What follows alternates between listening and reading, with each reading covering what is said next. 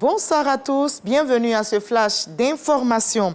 Le président de la République, Alassane Ouattara, communie avec son peuple le traditionnel échange de vœux de nouvel an entre le chef de l'État et les différents corps constitués de la nation a débuté ce jeudi. Les ambassadeurs accrédités en Côte d'Ivoire ont formulé leurs vœux au président ivoirien. À moins de 10 mois de la présidentielle, le chef de l'État a réaffirmé son engagement pour des élections libres, transparentes et apaisées. Il a par ailleurs assuré les diplomates sur son excellent état de santé et son désir de servir son peuple. Nous écoutons le président Ouattara. Je suis très heureux de vous retrouver ce matin à l'occasion de cette traditionnelle cérémonie de présentation de vœux.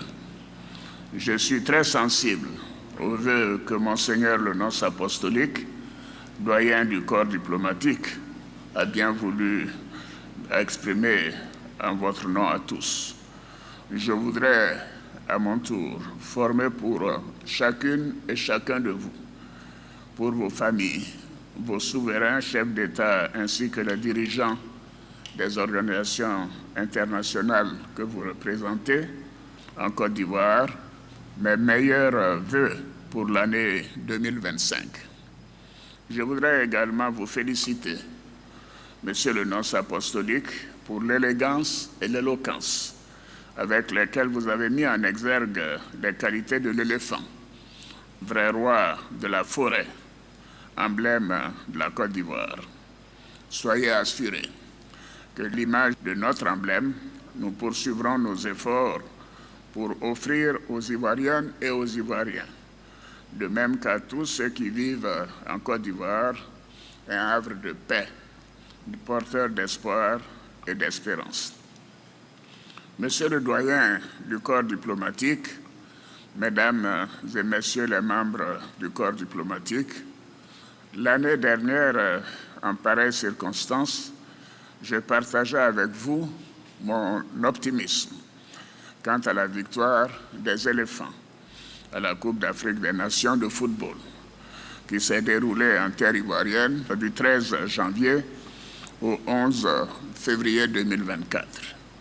Cette compétition a démontré aux yeux du monde la capacité des Ivoiriens à surmonter les défis et les différences pour s'unir autour d'une cause commune.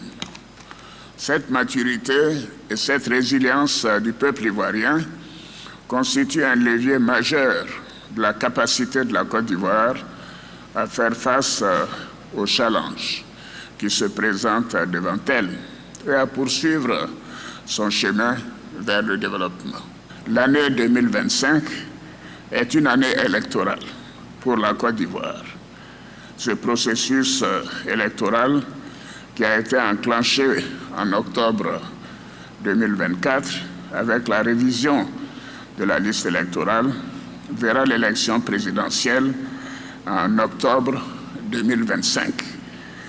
À cet égard, je voudrais dire qu'il y a 5 ans, exactement en 2020, j'indiquais au corps diplomatique qu'il était de mon intention de ne plus être candidat parce que j'estimais qu'il fallait passer la main à une nouvelle génération.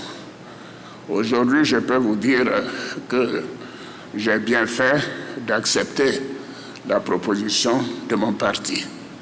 À la date d'aujourd'hui, je n'ai pas encore pris de décision, mais je peux aussi vous rassurer que je suis en pleine santé et désireux de continuer de servir mon pays. Comme je l'ai également dit, mon parti dispose d'au moins une demi-douzaine de candidats qui sont dans cette salle. Ailleurs dans le monde, le calme est de retour à N'Djamena, capitale tchadienne. La tentative de coup d'État a été déjouée et selon les faits, la nuit dernière, 24 hommes lourdement armés ont visé le palais présidentiel. Ils auraient simulé une panne devant la présidence avant de dévoiler leur véritable intention. La répression des forces tchadiennes a été efficace. On déplore 20 morts, à savoir 18 assaillants tués et 2 membres des forces de sécurité. 6 rebelles blessés sont entre les mains des forces tchadiennes. Les autorités rassurent, la situation est sous contrôle, une enquête est ouverte. C'est une nouvelle ère qui s'ouvre pour le Liban ce début d'année. Le pays a un nouveau président de la République. Le général Joseph Aoun a été élu aujourd'hui par les députés lors d'un second tour. Le commandant en chef de l'armée a obtenu 99 voix sur un total de 128 députés. Rappelons que le pays était privé de plus de 2 ans d'un président en raison des profondes divergences entre blocs politiques. Joseph Aoun, le nouveau président libanais, s'engage à des consultations rapides pour nommer un premier ministre et respecter la trêve avec Israël. On se retrouve à 20h.